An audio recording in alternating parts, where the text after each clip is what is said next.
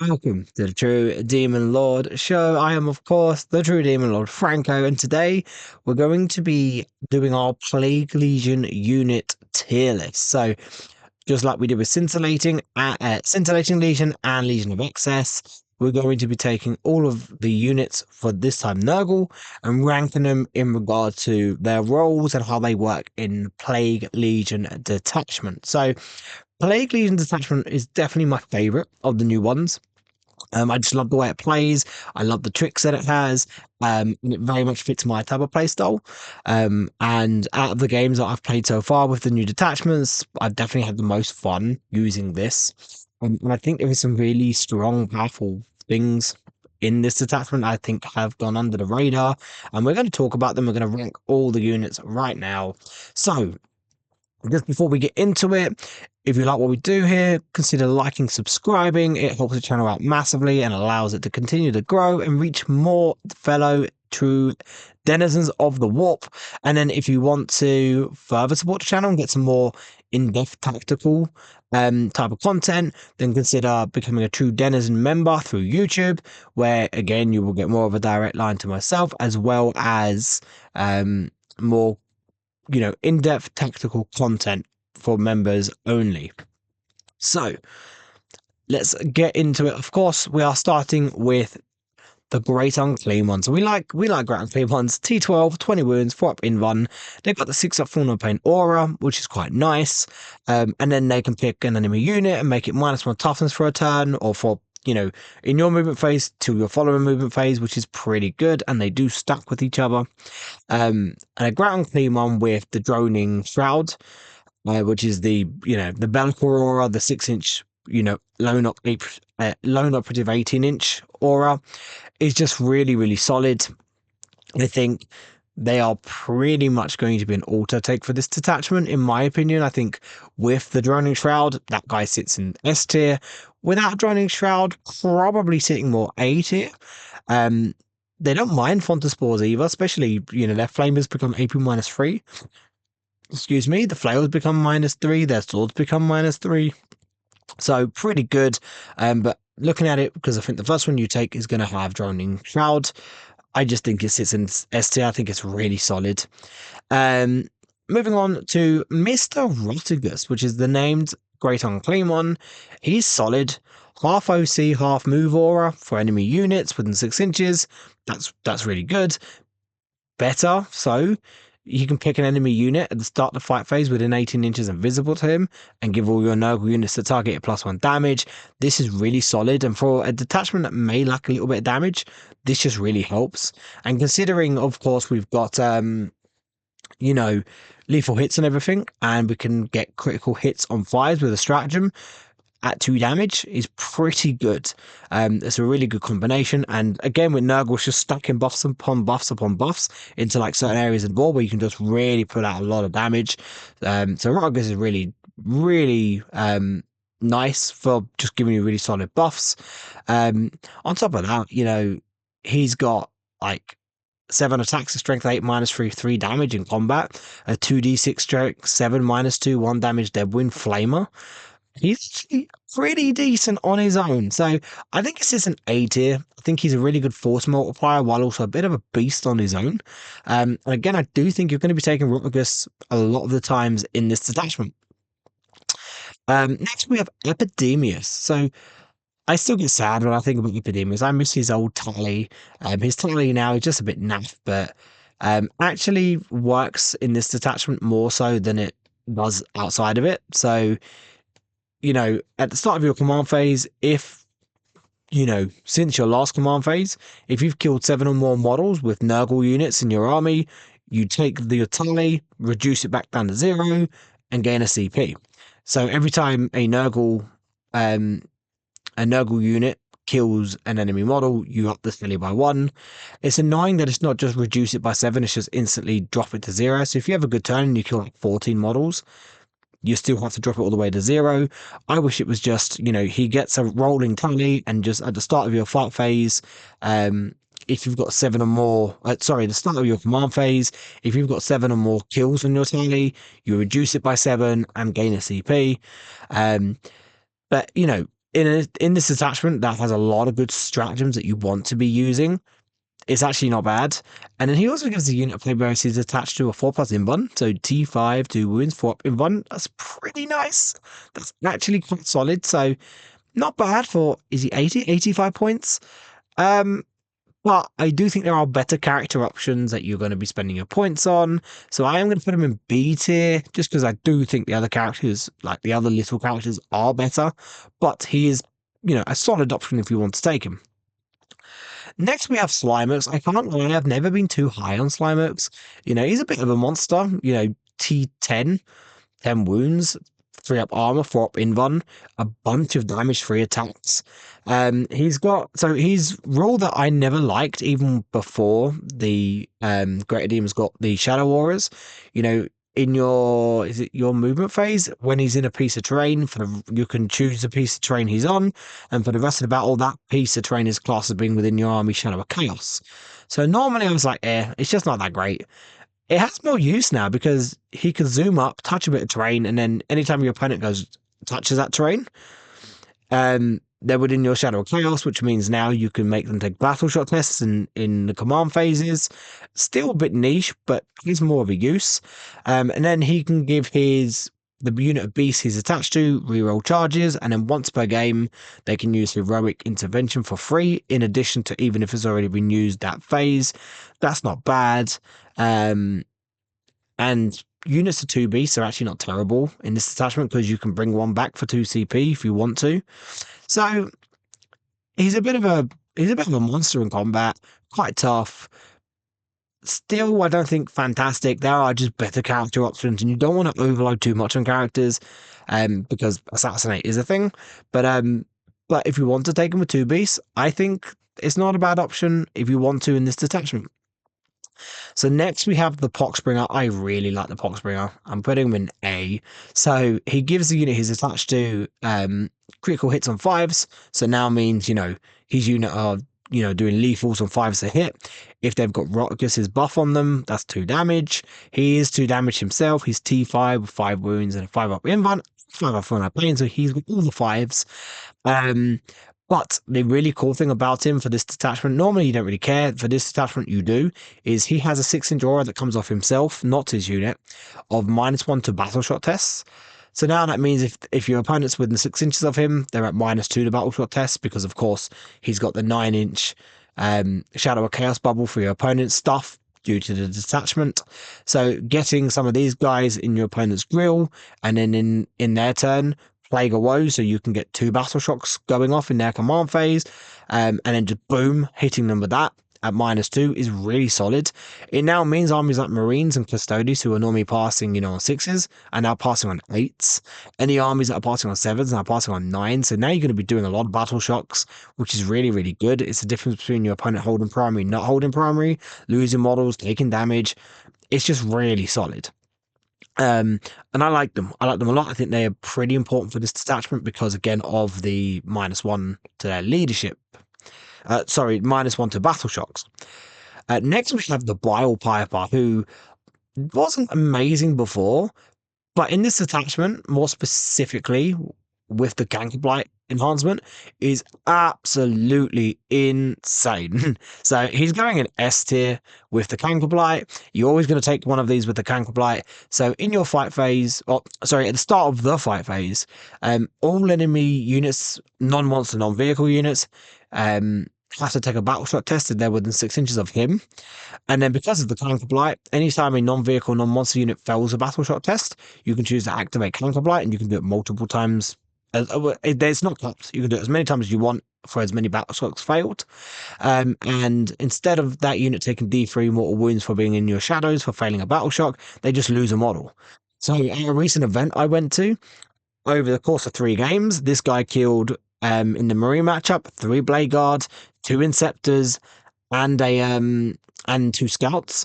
And then against Death Guard, he killed 5 Deathstrike Terminators for 70 points. Having him sat next to a Poxbringer, going, cool, take a battle shot test at -2. Oh, you failed. Dead dude. Like, he's really good into Terminators and, Marines, especially Marines like Aggressors and Inceptors and Eradicators and Centurions and Blade Guards, great into Thunderbolt, Blood Crushers, Bullgrin, Grotesques. I can't remember Grotesques and Monsters or Beasts. They're Beasts, so. But yeah, just really good. Really, really good. He also gives his unit +1 to their movement and reroll advanced rolls, which if you combine that with the Merc Shadow Strap for +5 to a normal move on an infantry unit, means his Plaguebearer unit are moving 11, so you can kind of get him into the positions to start popping that off. Yeah, just really, really, really solid. I really like it. And he's just really good. Next we have the Spoilpox Scrivener, who I do like a lot. So he gives his unit +1 OC. So now, that's 10 Plaguebearers with 3 OC each, 30 OC, plus he becomes 2 OC.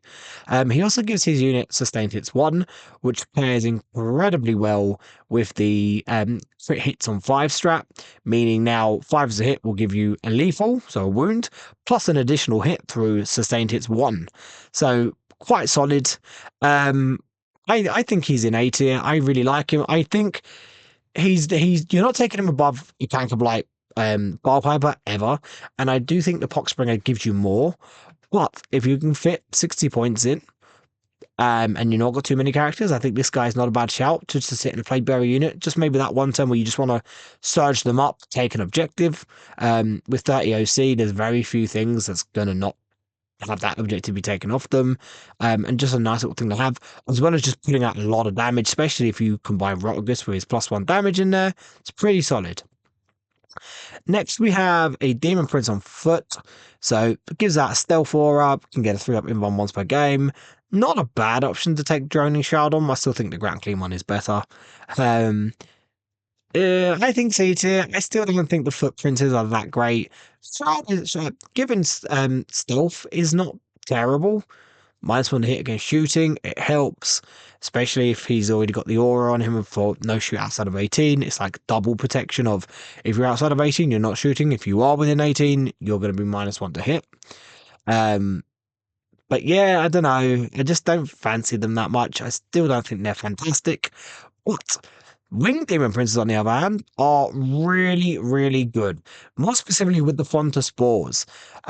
So, of course, Fonta Spores is the enhancement that gives you a 6-inch aura of +1 AP. And it's not just shooting or combat, it's both.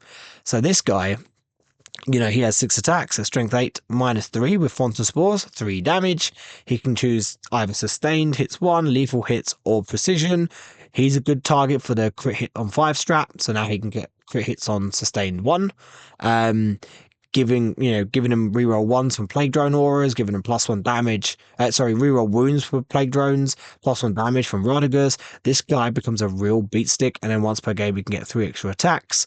I've had him go into a unit of 6 aggressors with a Putrefier. On his go turn, where he popped his extra 3 attacks, I used crit hits on 5s with sustained, and he wiped the whole unit in one go. I rolled really well. I don't think I missed any, and I got like 3 or 4 sustained, and then just wounded all the times with the rerolls. And they're saving on 6s at that point. Yeah, he's really solid and really good. Just I need something to die, something that's quite tough to die, or at least take a lot of damage. Gosh, take that. And not too bad on his own. T10, 10 wounds, 2-up armor, 4-up invuln. So can actually take a bit of a punch on his own as well. Yeah, so I think really solid. The Nurgle Prince with Fonta Spores. Yeah, just really solid.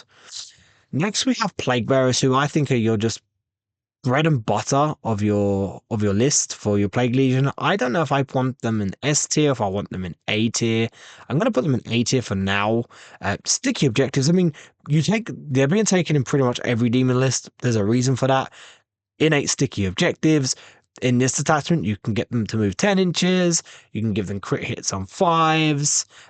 They can, proc the battle shocks. They're OC2. They're very good at forcing a battle shock on the opponent. They fail it. They have the objective.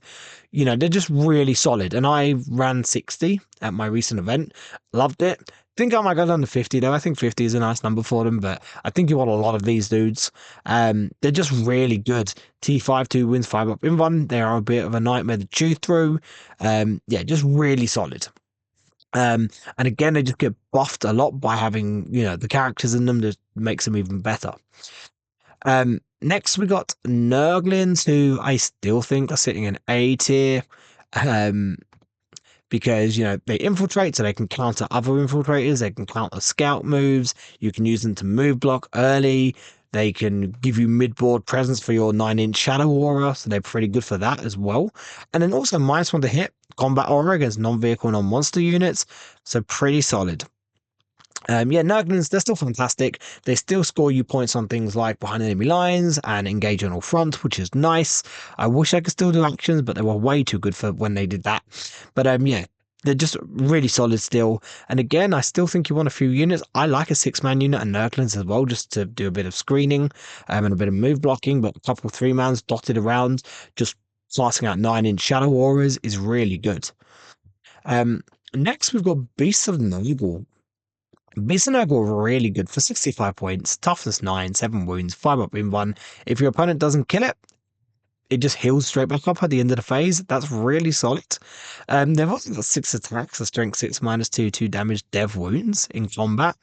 They do hit on 4s, but if they hit, they can really hurt. They're just very good to drop down and do actions. Very good unit and cheap enough that you don't care. And toughness, where it's like your opponent actually has to dedicate something substantial to killing it. So yeah, I think they're A tier, to be honest. The buffing characters are good. I'm gonna put that there, but really good to just drop down, do actions. Really solid. Next we have plague drones. So I'd tried out a couple units of them. I don't know, thing is they're really good in that because with Nurgle, you're kind of picking a point on the board and doing a lot of damage in that one area of the board. These guys are quite key for that because they're giving you reroll wounds against something they hit in the shooting phase. And they really are the difference between killing something and not killing something sometimes. They're also T8 with 5 wounds. 5 up in 1, they move 10, so they're one of your faster units as well. I do like them. I think they're really, really solid. I think they're going to sit there because they're really good. They're giving you the reroll wounds. Them themselves are not awful with +1 damage in combat from Rotigus, reroll wounds on the unit they're going into. They can do a little bit of work as well. They also like the +1 to hit strat, because their flies hit on 4s, so now they hit on 3s. That's pretty good. So yes, solid. Next we have Soul Grinders. Again, like I'd say every single time with Soul Grinders, caveat this with if you have to take a base, it hurts. If you don't, they're fantastic. I'm gonna put it here because Soul Grinders with a Spore Aura now have -2 on their Phlegm Bombardment, which is obviously indirect, so it can at least try and counter cover for being indirect, and then in that case, meaning they're still at least -1 AP. And they're just really solid. P11, 14 wounds, 4 up invan, 3 up armor. They've got some really good combat. They actually help you with the combat because they actually put out some high damage combat, which is kind of what you want with this. +1 damage from Rotigus is pretty good. Also, on top of that, reroll wounds from plague drones. They love that. Shooting, combat, all of it. So yeah, I think really solid. And then last and definitely least is the normal. I miss when the normal used to be good. It gives you a stealth aura. Okay. And if you're obscured by it, you get clever. Most of your stuff does not care because the cover save is just not that good. It's still not better than the Invon, so you don't care. You really don't care about it, sadly, because Nurgle Tree is cool, just not very good. So as you can see, we've got a lot of, in my opinion, a lot of A. So I do think just Nurgle in general in Plague Legion is just really solid, and I think with enough reps in the right hands can be really good if you can get your intricacies down with how you use your battle shock, giving out the battle shocks, forcing battle shocks for your stratagems and all that kind of stuff. I think you can really get some good use out of this. Then you can look at other units like Blue Horrors because they give out a -1 leadership within 6 inches. So now you can get like -2s in more areas or -3s for battle shot tests. -1 leadership, -2 battle shot tests with shadows plus Poxbringers. Skull Cannons just forcing battle shot tests in the shooting phase. Really good because then you can also use the if you're shooting someone within 6 inches of the Canker Black Bilepiper, he's going cool. Dead model, dead model, dead model. It's really solid. So yeah, I mean, overall, I think Nurgle is in a good place as far as the Plague Legion goes. There is an argument that Incursion is still just better, and Incursion is still the best demon detachment in my opinion. So I guess by default is better because being able to up you down his 6-inch deep strike is really good, especially for loads of Plaguebearers and stuff and Great Unclean ones. But I do really recommend if you like your Nurgle, try out Plague Legion. If you like that kind of disruptive playstyle where you're more about like trying to just block out and hug your opponent and basically disrupt your opponent's plans in a really annoying way, try this out. It's really fun. It's really good.